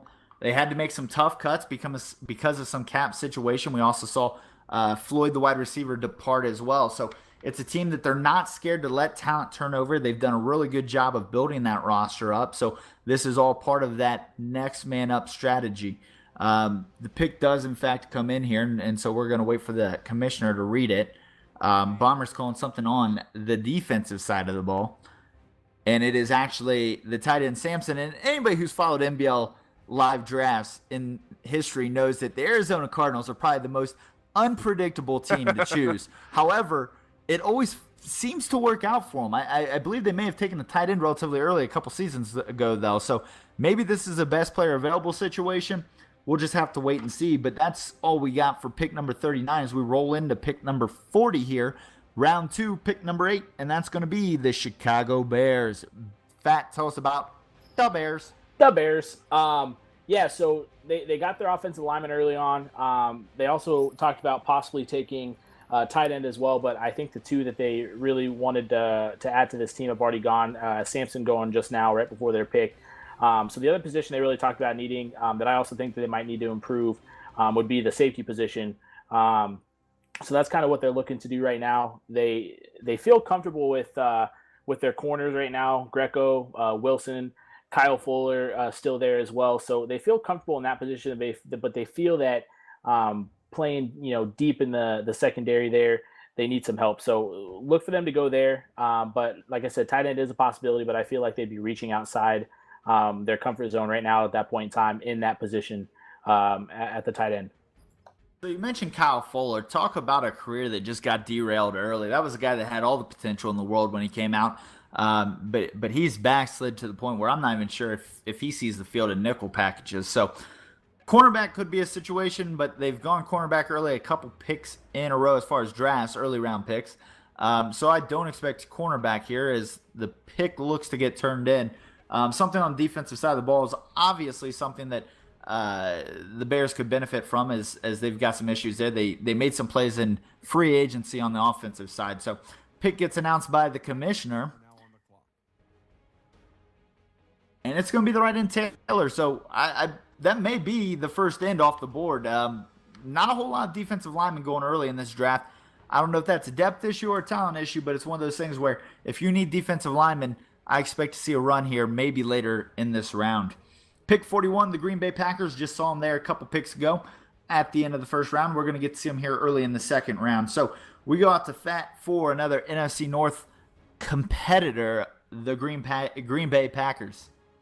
Yeah, and once again, another team really trying to catch up to those Detroit Lions. They want to start being competitive with these guys. Both teams, the Bears, talking about a moment ago, 5 wins. This team with 6 wins. So both teams really looking to compete with those Lions. But he's really looking at the offensive line. He thinks that's what he needs to add to help out there in Green Bay. So look for that. Obviously, a little controversial here at the end of the season when they did let go of Aaron Rodgers, but they feel like now that they have the guy that they want and they're going to protect him, and so they're either going to go with their tackle or a guard. They just are going to look to see who's the best player available in their eyes on the big board, and that's who they're going to go with. Always good to go best player available. You let Aaron Rodgers go, and I'm not sure they really had a good plan for life after Aaron Rodgers. I think they were just as shocked as everybody else. Yeah, that pick does come in, but kind of staying with the Packers just a little bit longer here. The plan was insert Brett Hundley, I guess. I mean, they didn't really do anything free agency to get a quarterback. I think they thought they were going to get something, and that didn't happen. So Brett Hundley is going to be protected by the left guard Green, which I think is a good pick there. To keep the young quarterback upright, but a lot of questions there at quarterback in Green Bay. Pick number 42, we go to the AFC North and the Baltimore Ravens, who go pass rusher in the first round. Pick number 42, Fat, what are we looking at for the Ravens? Well, they made it really easy for themselves. They honed in on a guy that they really, really wanted. They felt like it'd be a big difference maker on the defensive side of the ball for him. They feel like they need some help there. That guy is still on the board for him, and it is Quinston McElroy out of LSU. Really big guy, 6'4", 318 pounds. They liked what he did at the combine. They also showed up at his pro day as well, and they just like everything that the guy did. Young kid, they think that he can make a huge impact for him moving forward. So they're looking for the 22-year-old out of LSU, Quinston McElroy. They feel like that's their guy, and they're going to go get him. You see somebody you like, you got to go get them. So I could see some value there. I think I would question scheme fit maybe if that does in fact be the pick there. Ravens maybe still running 3-4, 4-3. Maybe it's a hybrid setup, but McElroy I think is probably more of a 4-3 defensive tackle, but we'll see how he transitions into this Baltimore Ravens defense. Pick 43, we get the Buffalo Bills. The Buffalo Bills, we've gotten to see them improve that line. They're making a big investment in Tyrod Taylor as far as protecting him, keeping him upright. Pick 43, we're going to get another offensive lineman here. I really don't think that they are. I think they're quite satisfied with the offensive line they have gotten so far. With this pick, I really think they're going to go with a wide receiver. As I've said earlier about the Bills, they have been super secretive about who they're taking. They're not really disclosing much information. And, it might be to throw off their opponents. The Patriots always up top there. But I really think they need to go wide receiver here. Add someone next to Watkins out there that's really going to be a force. And there's still a couple good receivers left on the board. So this will be the spot that I would like to see that go. Wide receiver in Buffalo. Interesting call here. Buffalo, like you said, is a hard team to watch. They're not giving up a lot as far as insider info. The pick comes in. They've spent 2 picks so far building that line, a center, left tackle, and now they've added a left guard. So this is going to be one young and talented offensive line in Buffalo. Not sure they got the weapons to throw to, but at least they'll have a lot of time to figure it out. Pick number 44, we get the Dallas Cowboys. The Dallas Cowboys were in the hunt last year. They've made some strides in the NFC East. They got the running back Burton who challenged for the rushing title. So they're a run-first team in Dallas. Lip, the Dallas Cowboys, what do we think we're getting here at pick number 44? Yeah, I think the Cowboys could go anywhere on defense and get some help. But if you look at their offensive side of the ball, you know that they have Nick Jeffrey. He's a young quarterback, and he's really good. They have Julius Burton that you just mentioned, who is an absolute bulldozer in the backfield. They still have Des Bryant, who is still very good. They also have Roseman that they drafted a couple years ago. The only thing is they do not have that third wide receiver that can really open up the offense for them whenever they do decide to pass instead of run. Passing last year, they were 27th in the league, which in order to compete with some teams, I think that they need to get that up. If they can keep their run game as solid as it was last year, but rise their passing yards, I think that this would be one of the best offenses in the conference and possibly the league. So I think that the Cowboys, once again, could go anywhere on defense, but if they really want to help their offense out, definitely wide receiver. Lip calls wide receiver to Dallas. The Cardinals are now on the clock. Survey says that's a no. Free safety Duncan on the defensive side of the ball. They've got the offense to run first. I'm not sure they really care all that much about the outside weapons as their offense revolves around give the ball to Burton, get the hell out of his way. So Arizona for their second pick in the second round, and we're going to see a whole lot of Arizona throughout this round. Pick 45, they go tight end with the first pick of the second round. What do we expect here from the Arizona Cardinals, Bomber? I'm still expecting defensive line. As you mentioned, the pieces that they lost in the offseason. I'm going to go ahead and say Jermichael Mason is the guy left. He's from Alabama. He's a 3-4 left end, 6'7", 294. But he was really impressive with his block shedding. He was able to get off the block and make a play. And I think that's what they need in Arizona to have some kind of pass rush and run stop support. Yeah, that is an interesting pick. I think recently the Cardinals may have changed scheme, so I think they're more of a 4-3 scheme now. I'm not sure he's going to fit in this new scheme unless they want to move him to the inside to play tackle. Not much of an outside rusher in a 4-3 scheme. I do think defensive line, especially interior defensive line, is the way to go. Another deep draft at defensive tackle maybe, so maybe somebody inside on that line. Couple different options they could go as far as replacing Calais Campbell and Damon Harrison. Maybe you look to Derek Murray or Jaron Terrell, guys that can give you some flexibility on the interior of that defensive line. So the pick comes in Arizona as we wait for that card to get flipped and announced here. And they go back to the offensive side of the ball, and they get a left tackle, Cunningham, to try to help out Wheeler, the quarterback out there, stay upright and keep that offense chugging along. Pick number 46, the Minnesota Vikings. And at pick number 46, the Vikings, the NFC North. That means we're going out to Fat to tell us what to expect from these Vikings. Guard. And just like Fat always does, he's not going to be around. But I'll go ahead and take the Vikings right now. I think the Vikings definitely are going to need some passing attack. They lost a couple guys in offseason at middle linebacker and on the defensive end. But I think they need a wide receiver, and I like Terrell Pendleton from Florida State. He's 5'10". He's a smaller wide receiver, but he definitely has the ability to make some spectacular catches. And their quarterback is just so on point. I really love Mason Marks. They call him Mason on the marks, and that's because of his accurate throws. And I really like him, and I think Terrell Pendleton from Florida State could definitely make an impact for this Minnesota Viking offense.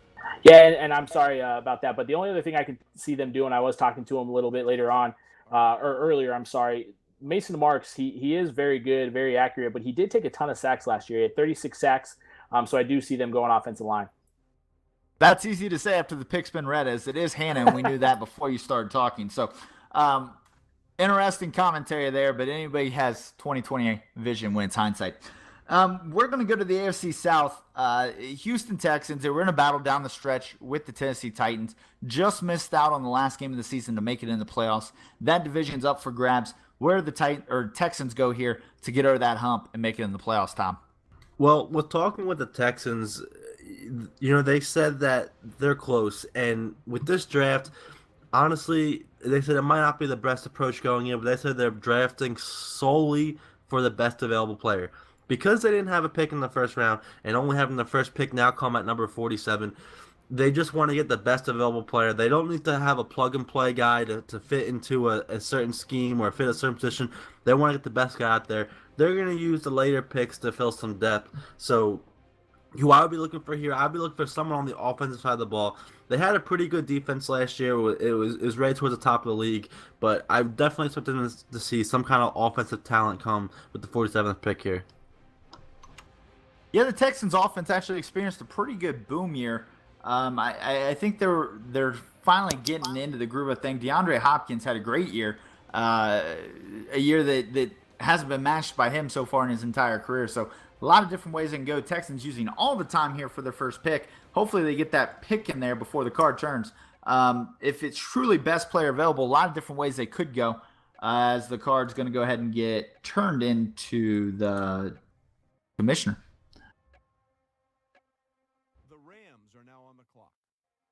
And it looks like they're going to go to the defensive side of the ball and get Barr, the left outside linebacker. And that was definitely a best player available pick for the Texans. I think anytime you can add probably the best player on the board, it's a good day. Pick number 48, we go to the St. Louis Rams, NFC West. The Seattle Seahawks had a great year last year. They dominated the NFC, fell apart in the playoffs. The question is, can the Rams supplant the Seattle Seahawks in the playoffs and maybe not choke away the chance for the division to win a Super Bowl? Yeah, a couple guys I like on the St. Louis Rams draft board right now is Hunter Harrison from Alabama. I spoke about him earlier. He's left outside linebacker. Then I like Marquise Brown from Auburn. Marquise Brown had a really nice combine. He was second free safety in vertical jump, third in the broad jump. He can really make plays and get up there and be a playmaker for them in the secondary and help cover over the top. As you know, they went wide receiver in the first round, so I'm going to expect them to go on the defensive side of the ball this round. And I would think left outside linebacker Hunter Harrison or free safety Marquise Brown. And you still have a long shot out there that they go D-line. And I like left end Marvin Dent from Wisconsin, the Badger. It still might be a little too early for him, but he definitely is somebody that has the agility and the pass rush that the Rams really could use on their defensive line. A lot of different ways to go. What's been interesting is the second round has been a round of, the unsexy positions. Not a lot of quarterbacks, not a lot of wide receivers, not a lot of cornerbacks, a lot more guys in the trenches, front seven types of guys. I think, that could continue here as the pick comes in. And it's the center Bourne, as part of that great Bourne family, cousins of Zach Bourne of Ohio State. So a lot of good talent there. Bourne, the center at 48, is going to help that offense and protect that new quarterback that they just paid a heck of a lot of money to keep them upright. Pick 49, the San Diego Chargers. We go out to the AFC West. Getting a lot of conversation here from Bomber in this second round. A lot of play coming from the NFC and AFC West. So Bomber, tell us about these Chargers at 49. Well, actually, I just spoke with the owner, DK, not too long ago.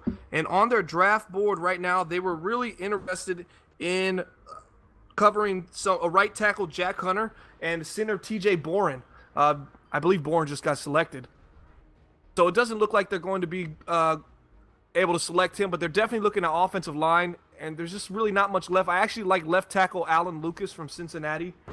He didn't play many top-rated teams in his college career, but he really has the impact and the ability to possibly start week one for the team.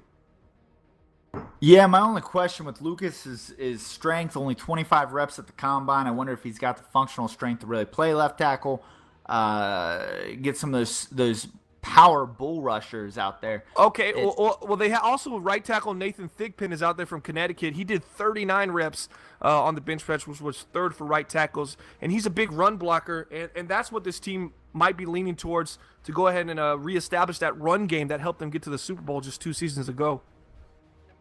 That sounds like a plan as the pick goes in here, and it is the right tackle Hunter. So not necessarily who we thought was going Thigpen or Lucas. However, Hunter goes there, and that's going to help that offensive line out in San Diego. Hopefully let Spriggs get back to doing what he does, and that's throw touchdowns. Pick number 50, we go to Tampa Bay for the Bucs. We got to see a linebacker last round. We got to see a wide receiver. Let's see where we go here in the second round. DK, Tampa Bay. Well, they're looking to go back to drafting a running back and do running back by committee. So they're looking to go Danielle Gordon. They're trying to get this run game established this season so that way they can take a little bit more pressure off of Jameis Winston. They also drafted a receiver earlier, so they're looking to get this offense to explode in a very dominant NFC South where the Panthers and the Falcons are. So they're looking to challenge and make some noise out there. So Gordon's an interesting back, not great physically at any one thing. He did do 24 reps at the combine, almost as much as Lucas, the left tackle. So he's a strong back. He's got a good, nice first step, good elusiveness, good juke move. Not going to run away from people. Probably not going to get a ton of yards after contact. But Gordon's the pick in Tampa Bay, and I like that pick. I think it's going to be a good pick for the Buccaneers. So we're going to move on to pick number 51 and the New York Jets. New York Jets, part of that NFC contingent that's looking to supplant the New England Patriots. So, Tom, Jets here, what do we expect here as they get their guy at pick number 19 in the first round? Pick 51, what do we see? Yeah, so as you said, they got the linebacker they wanted up at 19, and now I think they're going to replace their wide receiver, Devin Smith, that they actually traded to the Raiders in that trade. They're going to replace him with wide receiver Caleb Williams from Texas. This is a guy they're pretty high on. They really like the guy, able to grab him in the second round, and they think he's going to be all that Devin Smith was, but even better. So they're looking for huge production of this guy. They're going to be extremely happy with them, and I am 100% confident that that is who the New York Jets are going to go with pick 51. Yeah, so it's interesting. So you trade Devin Smith, you get a 2. You use the 2 wide receiver to replace Devin Smith, and you would hope that he ends up being better than Devin Smith. But in the end, I wonder if this ends up a wash. There was a big run on wide receivers. There's still a lot of talent out there. I'm not going to deny that, but I got to wonder, if that was more of a just throwaway in the grand scheme of that trade. So only time will tell as we wait to see the pick here from the Jets. Tom calls wide receiver to replace former wide receiver Devin Smith at pick number 51. The Dolphins are now on the clock. And they do go with the wide nice. receiver. So Devin Smith is quickly forgotten in New York, and that takes us down to the next NFC or AFC East team, the Miami Dolphins. Ben Roethlisberger, they get some protection for him. What do we see at 52? Like I said last pick, this Miami Dolphins offensive line is really bad. They got their tackle they wanted last round, and I 100% believe they're going to go back to offensive tackle again. They need to protect Big Ben. He's a big guy out there, but he's getting up there. I mean, I think he's pushing 40 now, so he's getting old. He's got a little bit of frail bones out there, a little fragile. So he needs to get someone up front to protect him. Like I said, tackle first pick. I believe they're going offensive line. Look for an interior guard or center here on the 52nd pick. And also, I want to say, it's crazy. Big Ben is a Miami Dolphin.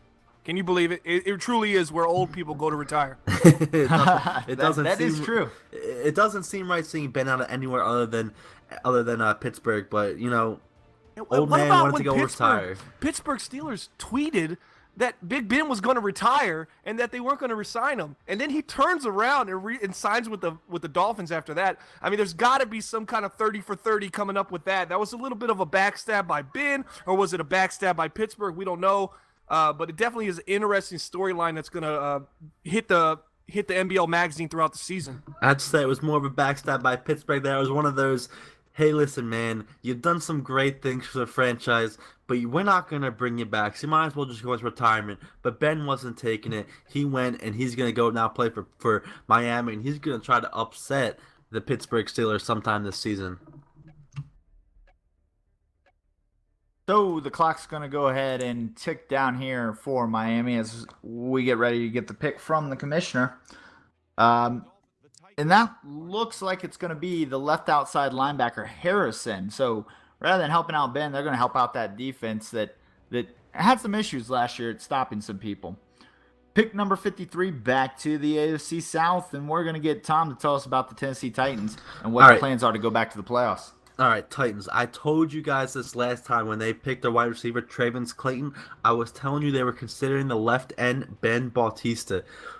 After the pick, the Titans' phone was ringing. They were calling everyone. They were trying to get back up and take Ben Bautista because they really like the guy. And you know what? He's still there at 53. The Titans, I cannot tell you how happy this team is right now. They are ecstatic. They're able to not have to go up any extra picks and still able to get left end Ben Bautista while they got their other wide receiver, Travis Clayton. So 100% left end Ben Bautista, pick 53.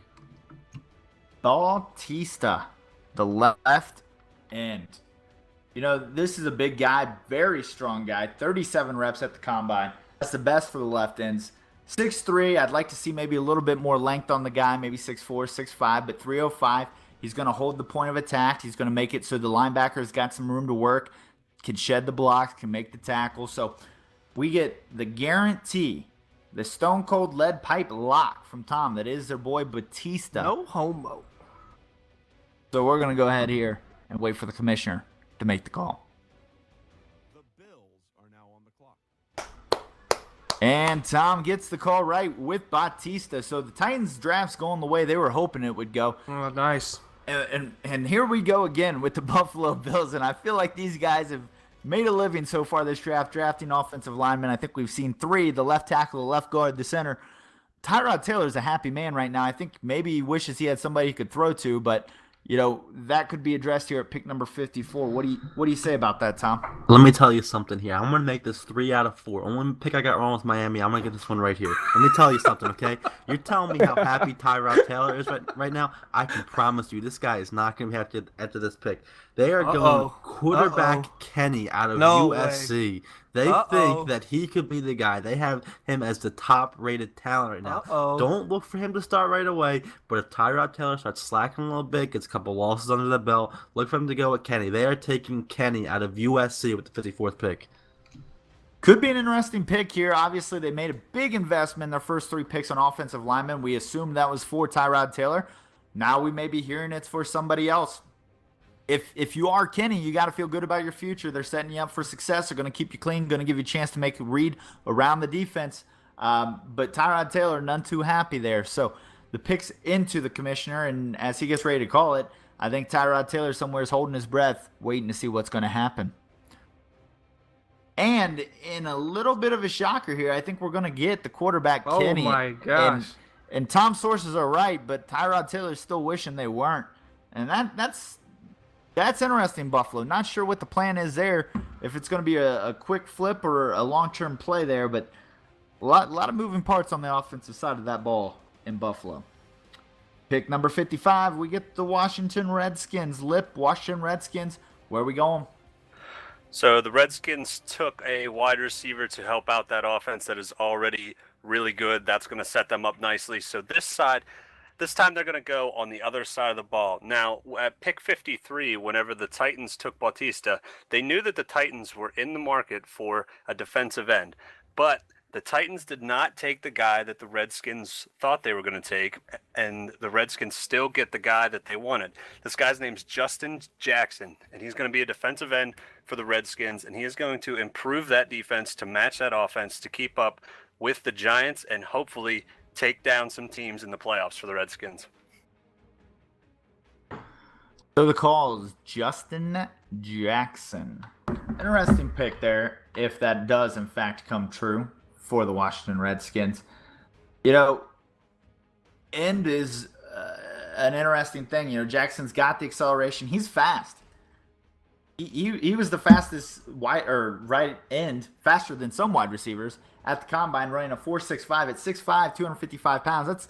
That's a fast dude running down the field at you. So if he can get upfield, he can put some pressure on the opposing quarterback. So pick comes in to the commissioner. We'll wait for him to make that call. The Patriots are now on the clock.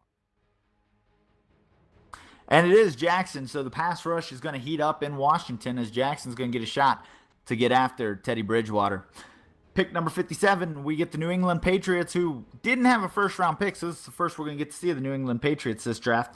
Tom, tell us about these Patriots as they're 2 years removed from a very successful season, not quite after a first-round exit this past season. All right, so obviously, as you mentioned, the Patriots, they don't have too much to improve on, but they have a couple blaring holes, and I would really like them to address two of these, right? Two possible ones right now. Devin McCourty, their safety, retired, and he was an elite playmaker back there. So more than likely, I would see them going towards a safety with this pick, but they have something else that they don't have, and that's an offensive line. It is nowhere to be found. It's really, really bad. So offensive line would be the backup choice. I would definitely lean towards one of those two spots with the Patriots. However, they could go with the best available player if they choose to. And the pick comes in, and it's a quarterback as Tom hits the cop-out button before he gets a chance to get the pick up there. Shepard, does this spell the end for Jimmy Garoppolo? That's what we're all wondering right now. We get Arizona on the clock here, and they get two of the next three picks, 57, 59, all part of that trade earlier in the draft. So Cardinals at 57, and we're going to get a whole lot of them here. But for the first pick here at 57, Bomber, tell us about the Arizona Cardinals. The Arizona Cardinals owner Playa it's a lockbox. I don't know what's going on in that brain. I don't know what he's thinking. He really just he runs to the beat of his own. Somebody help me finish that off. That analogy, the beat of his own drum. His own drum. Thank you, DK. Pretty much, they need defensive line. They definitely need a D tackle. I like Jason Terrell from the University of Texas. I just think he's a solid player. Maybe he doesn't have the strength and the attributes that you need to play in the MBL, but I definitely think he could be a depth guy that you could develop. But I think they should go defensive tackle right now. I also like Derek Murray. Derek Murray has the agility and the speed to help with that pass rush that I know they were so accustomed to having, but losing those key veterans in the offseason really makes this a need, and I hope that they address it with this pick. Yeah, needs and wants. That's what it comes down to. So, got to find some help on the defensive side of the ball at some point. It's a deep draft, obviously, on the defensive line. And they could go free safety. They could. You never know. It's Playa. Yeah. Those Cardinals, they draft kind of crazy. So, maybe a free safety here. And there you go. And Bomber with his crystal ball pulls it out right before the pick comes in. So, off to the AFC North. Lucky Jordan time. Ben Roethlisberger down in retirement. Maybe that's what he meant as he was going to Florida, and the Steelers just assumed that meant he was going to retire. But we'll have to find that out later. Fat Pittsburgh Steelers, where are we looking? Well, they've already picked up that wide receiver that they look to hopefully take over for Antonio Brown some point in time down the road. So right now they really don't have any other glaring needs that they see. They are just looking for best player available, possibly an outside linebacker of some sorts, is what I see them possibly adding here. But outside of that, their board is just is filled up with a bunch of different possibilities, but it's best player available for them right now. Yeah, so Pittsburgh, the home of the linebacker. That's always interesting what's going on in Pittsburgh when it comes to linebackers on the board and a chance to get one. You got Shazier, obviously Timmons walks a couple years ago. That core with Dupree, Shazier, and so on. Not a bad group, but we'll have to wait and see. Lucky Jordan. The offensive line's had some struggle.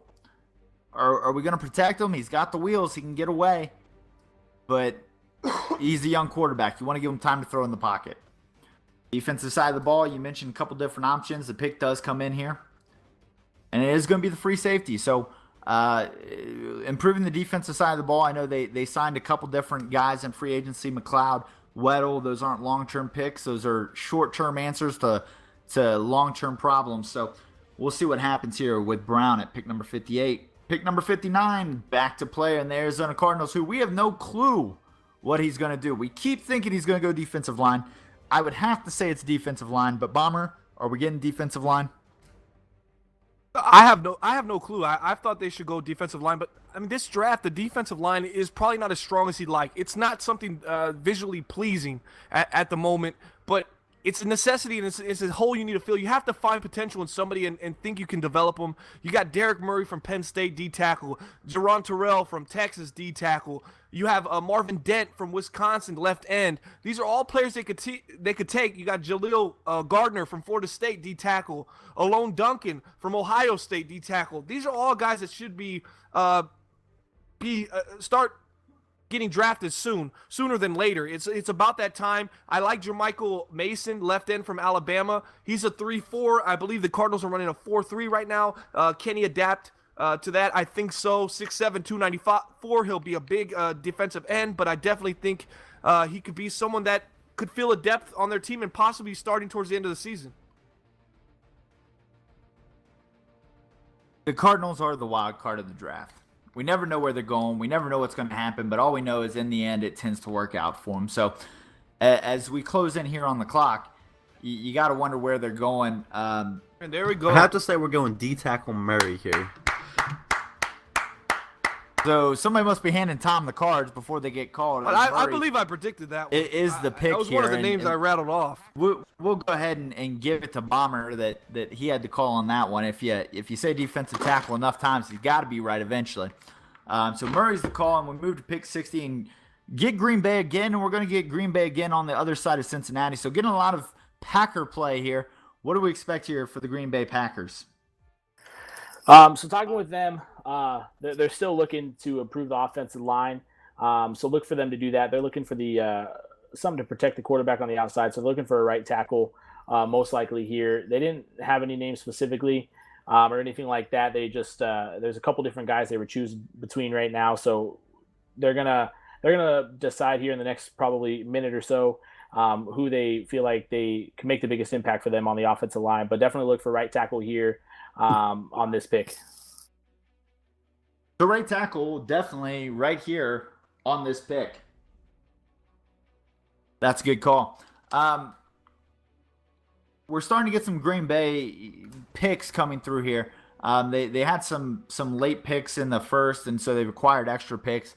I think it's a team that, quarterback Shepard went a little bit ago there to New England. Maybe he was on the radar as a backup plan for the Rodgers fiasco. Maybe quarterback's in play here. It's tough to tell. But Fat was convinced it was going to be the right tackle. Which one it was, we don't know. I'm convinced they're going with the right tackle Thigpen right here. Well, Tom, we appreciate that they hand you the card before they hand it to the commissioner. For I think the rest of our fans would like you to not call it before the commissioner calls it. So, educated guess, my friend. Educated guess. So Green Bay is going with the right tackle Thigpen, and that's going to set up the Cincinnati Bengals at pick number 61. And the Bengals, they're looking at a couple different positions here, defensive tackle or wide receiver. The one reason why they're looking at wide receiver is kind of the same thing that their division rival Steelers were looking at, was the wide receiver position. Their elite wide receiver, A.J. Green, is also getting older as well. They did add Marlon Brown in free agency, but I don't know if they feel 100% that that's the guy that can replace A.J. Green. So look for them to go for a wide receiver right here. And we do go wide receiver here. We go back-to-back wide receivers. And that's the play here in Cincinnati is, like you said, A.J. Green's getting a little bit older, and then we're looking to the future. Pick number 62, you get the Green Bay Packers up on the clock again. And at pick number 62, Green Bay's back on the board. We're getting a lot of work here for Project Fat. Fat Green Get Bay. a little tired. Oh, man, you got to work on your cardio, son. What are we thinking for Green Bay? You called the right tackle. Where we go now? They're at a point now where they're doing best player available. They have all the guys they wanted in the holes that they felt like they needed to fill. So they're going best player available right now. A couple different areas they could be looking at, possibly again on the offensive line, maybe on the other side of the ball, possibly maybe a linebacker or something like that. But they're in a position now where they don't feel like they have any glaring needs. They're just looking for maybe some more depth here to add for possibly future here in Green Bay. But definitely, I think it's going to be offensive line once again. Offensive line again, the interesting play. So they're going to keep a quarterback upright. Maybe it's going to be Hundley. Maybe it's going to be someone else that they pull out of free agency later. There were a lot of good quarterbacks in free agency. Still surprised that we didn't get to see one at some point in this draft for them. Pick 62 is coming to a close here as the clock ticks down slowly but surely. And the draft's coming towards an end is this pick 30, and only a couple more picks here on the clock. It looks like that pick's going to come in, and it's going to be the Green Bay wide receiver, Jordan. Pittsburgh Steelers acquired this pick earlier today in the trade, so they do get pick number 63 from the Denver Broncos. Where are we going with Pittsburgh?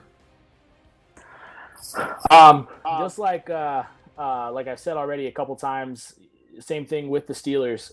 They feel like they have a lot of good pieces. They have already addressed the wide receiver position. So they just got a safety not too long ago. So I look for them to probably go defensive side of the ball once again. I think they need more help there. I think Lucky Jordan's great for them at the quarterback position. They have some good wide receivers as well. So I look for them to address the defensive side, but it's probably going to be a best player available situation. I said linebacker before. I could possibly see that happening right here, right now.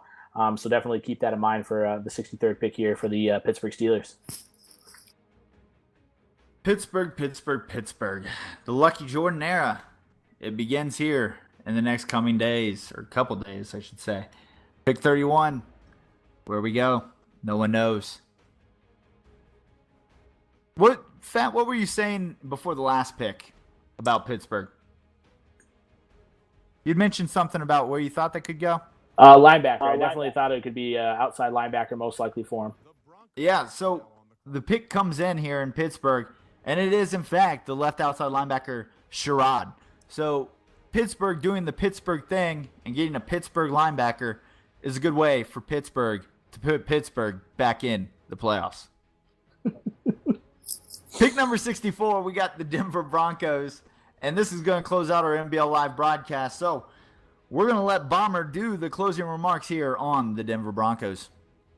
All right, the Denver Broncos just recently traded a defensive end to the Detroit Lions. I think that's what they're going to try to shore up right now. I like Tyrone Jackson out of LSU, but I really, really think that Warren Benjamin from University of South Carolina should be their pick right now. He's 6'5", 315, but his block shedding is incredible. It might be arguably the best defensive lineman block shedding in this draft. He definitely could be possibly a steal right now if developed correctly for the Broncos, and I think he could make an interesting impact right off the bat, being placed in certain packages for the Denver Broncos. Packages are everything for the Denver Broncos. They specialize in different packages and is examining packages and really using packages. There's some holes in Denver. I think offensive line is one of those things that they could always use more help on.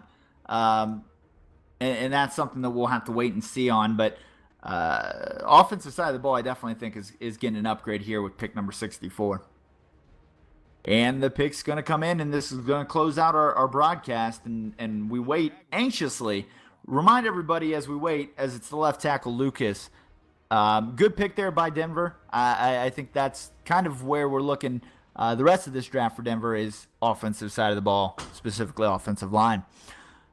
Quickly, we'll go around real quick. Tom, anything that stands out to you with the first two rounds here in the draft? Mostly, I'm going to talk about Jacksonville not only because it's on the clock, but this was a team that a lot of people were really trying to get the number one pick, and they've been kind of the bottom dwellers of the AFC South for the last couple seasons, and I'm anxious really to see how this works out for Jacksonville. My phone's been blown off from them that they are just so pumped with how this draft is going. They absolutely love what they've been able to pick up. They think this is definitely the quarterback. They think it's by far the number one cornerback that they got. So I'm anxious to really see how that plays out for the upcoming season here. Bomber, quickly, surprised with the early run on cornerbacks or as expected?